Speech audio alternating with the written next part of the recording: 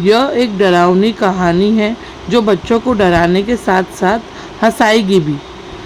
भूतिया पकौड़े। दो शरारती बच्चे गोलू और मोनू गांव के एक पुराने डरावने दिखने वाले घर के पास खड़े हैं।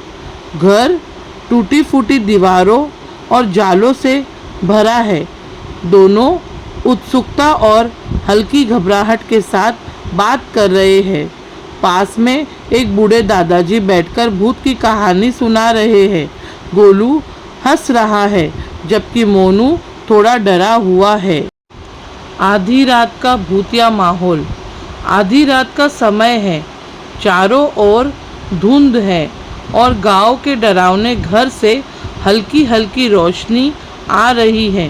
गोलू और मोनू धीरे धीरे घर के करीब जा रहे हैं। उनके चेहरे पर डर और रोमांच का मिश्रण साफ झलक रहा है। घर के अंदर से छन छन की आवाज़ आ रही है और पूरा कमरा भूतिया रोशनी में नहाया हुआ है। भूत का रहस्य खुला। दरवाज़ा खुलता है और अंदर से एक जाना पहचाना व्यक्ति काका हंसते हुए बाहर आते हैं। गोलू और मोनू एक दूसरे की तरफ देख रहे हैं। उनका डर अब हैरानी में बदल गया है। काका के हाथ में एक बड़ी प्लेट है जिसमें गर्मा गर्म पकौड़े रखे हैं। भूत पकौड़े तल रहा है। गोलू खिड़की से झांक रहा है और उसकी आंखें हैरानी और डर से बड़ी हो गई है। मोनू उसके पीछे सहमा हुआ खड़ा है। अंदर एक सफ़ेद धुंधली परछाई जैसी आकृति जो दिखने में भूत जैसी हो पकौड़े तल रही है। तेल में तली जाने वाली चीज़ें की छन छन आवाज़ आ रही है और पूरा कमरा भूतिया रोशनी में नहाया हुआ है। भूत का रहस्य खुला।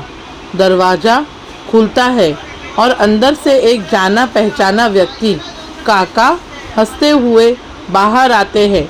गोलू और मोनू एक दूसरे की तरफ देख रहे हैं। उनका डर अब हैरानी में बदल गया है।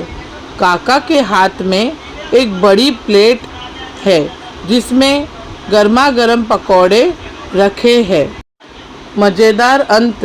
पकौड़ों की दावत। गोलू और मोनू काका के साथ बैठकर हंसते हुए पकौड़े खा रहे हैं।